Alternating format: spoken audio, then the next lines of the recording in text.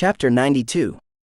It only took a moment for Nate to have all the usual screens pulled up that he used to monitor the dungeons. What he found as soon as they were all up and running was a veritable swarm of cultivators inside the dungeon. They were in the process of tearing through his dungeon. The first of the treasure chests had already been found, and it appeared to have only made them more eager. Checking over the cultivators in the lead, he could see plenty of wounds from where they had simply barreled through traps. There were a couple who were being carried along as well, due to more intense injuries.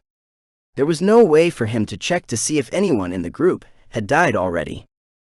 Dismissing them from his mind for the moment, Nate skipped a few rooms ahead and began examining the traps there. He didn't want to change the theme of the dungeon and start using technology all of a sudden.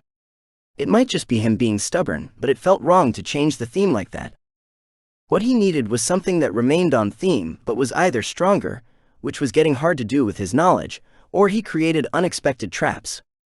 Against thinking individuals, the unexpected was generally the most deadly. They were prepared for the regular traps by this point. Their minds and reflexes were slowly being trained by them. All he needed to do was shake things up. Not a lot, and not very often, but enough to ensure that it was effective. The dungeon core would need to take over the duty of upgrading the traps and making them stronger. It might be time to start looking into upgrading it to level 3. That could wait until later though. For now, he had something else to worry about.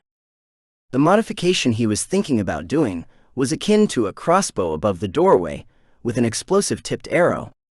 There would be 2 of them set to aim and fire at the head of a random person as they walked into the room. It could be the first person who walked in, or the 10th. There would be no telling. They would be completely hidden and firing from just a couple of feet above the person's head. There would be no time to react unless that was what their cultivation specialized in.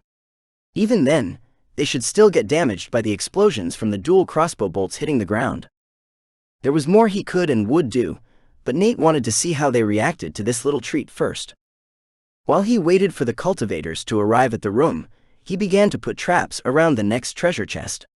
Nothing too crazy, but when the chest was opened, a giant saw blade would shoot out from the wall and catch any of the person's companions that were right behind them. He had seen that particular trap in a few movies before, and wanted to see if it had any chance of actually working. By the time he was finished playing with that, the first of the cultivators was about to enter the room.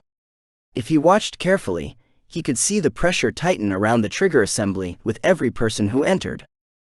It was on the 4th person that the trap activated.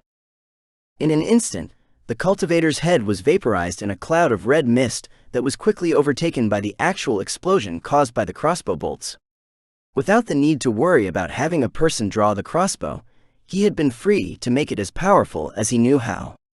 Which in this case, thanks to his own crossbow, was apparently far more powerful than he would have thought. The explosives tips were more of an afterthought by the time they activated. The explosions did throw a few of them back, several of which had been carrying others on their back.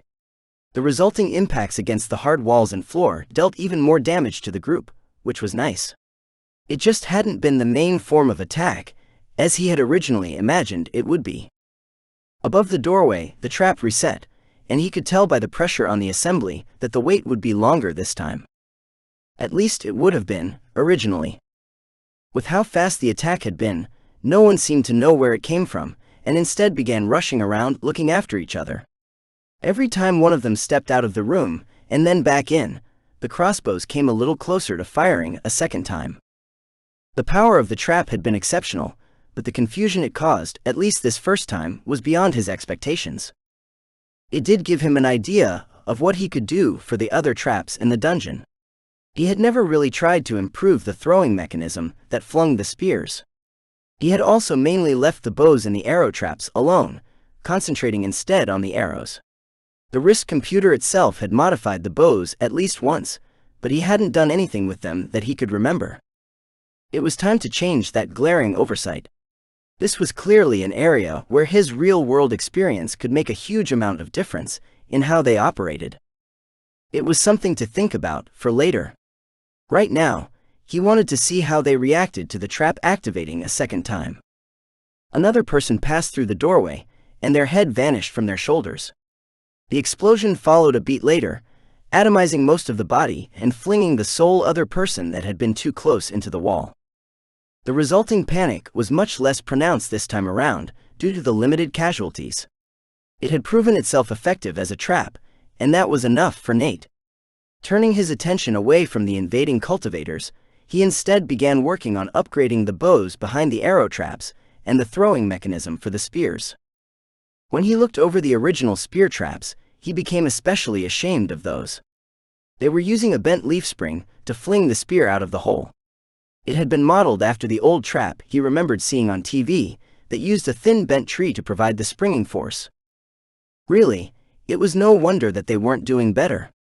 The same mechanism was used for the spears or spikes that shot out of the floor and impaled everyone, but didn't actually fly out from the opening. Those had been working a little better, but the power and speed with which they deployed had been lacking as well. Now he had an idea of how to fix them all at once. In one fell swoop, he removed the old mechanism and replaced it with a ballista-style spear launcher. It took some fiddling to get it to fit properly underneath the floor, but he was able to, after only a few minutes of trying. Deciding that those were enough for the moment, Nate shut everything down and headed for the stairs to start on dinner. Peeking into the living room, he spotted his parents still passed out in the same positions as where he had last seen them. At some point, they had moved closer together, and his dad's arm was now wrapped around his mother. Other than that, one small but nice to see change. They hadn't moved at all during the time he had been upstairs. Opening the freezer, Nate pulled out 2 of the frozen pizzas he was supposed to have been eating while they were gone. He had chosen to cook himself one the first night, but the second night he had made a proper meal for George and himself. After popping those both in the oven and setting some extra time on the timer to account for it warming up, he sat down at the table. He needed to figure out a decent method to use basic ties. Something that would get it to the point where it could evolve and become properly useful. Whether that was constantly using it on everything he saw, including at night inside the dungeon, or something else. He needed to come up with a plan for its use. The first part of that involved him actually beginning to use it. After learning the 3 skills earlier, there hadn't been a chance to try any of them out. He knew how to use them. That wasn't an issue. There simply hadn't been time during school. With a thought, he activated the energy skill and felt something change at the back of his eyes. Looking around the room, he didn't see anything obvious. There were nothing obvious that jumped out to him. However, nothing in the room was using any chi either. This was more of a skill that he would need to practice with people around, or while out on an expedition in the wilds, where there was plenty of chi in the environment. That meant using it at night while inside the dungeon would be an effective training method as well. As that thought came to mind, his eyes drifted to the strange ephemeral computer strapped to his wrist. No one else had ever noticed its presence, and it didn't interfere with his clothes either. Only his hands seemed to be able to interact with it in any way. When the skill behind his eyes touched on the wrist computer, it went crazy and began absorbing a large amount of his chi. It continued to gulp down his chi until he forced his eyes away and shut down the skill. Okay. I am not doing that again. He panted, more than a little freaked out at what had just happened. He could feel that the skill had made a lot of progress, but the method had felt dangerous. Keep that in mind, Nate. Don't look at weird, possibly extra-dimensional things again. Specifically, that meant not looking at the dungeons from the outside. It took him a few minutes to calm down, and by then it was time to set the table and wake his parents for dinner. They were already beginning to stir when he made it into the front room. The smell from the pizzas having made its way into their dreams. He gave them both the final shake they needed, and a minute later, they were all seated around the table. "Thanks for letting us sleep," Nina said in between bites of the cheese pizza. "I don't think either of us realized just how tired we actually were." Niall snorted and then coughed as a piece of food went down the wrong tube. "I know I didn't," he admitted hoarsely after he had finished coughing.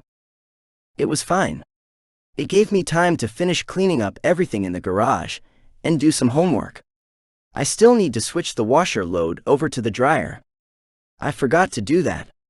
He shook his head and grabbed another slice. "Are we still on for this weekend's expedition, Or did the appearance of all the new cultivators derail those plans? No, they're still on.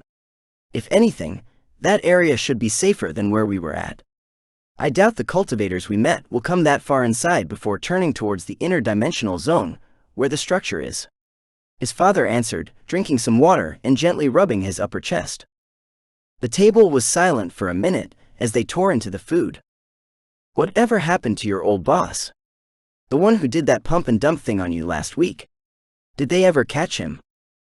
His parents shared a look that he couldn't quite discern. There have been reports of him, but not here. In the next city over. The Crichtons and Travers have been working with the Bureau to have him brought back. However, it seems that their requests have been met with some resistance. He has attached himself to a rather strong company over there, and for whatever reason, they are willing to fight for a new member.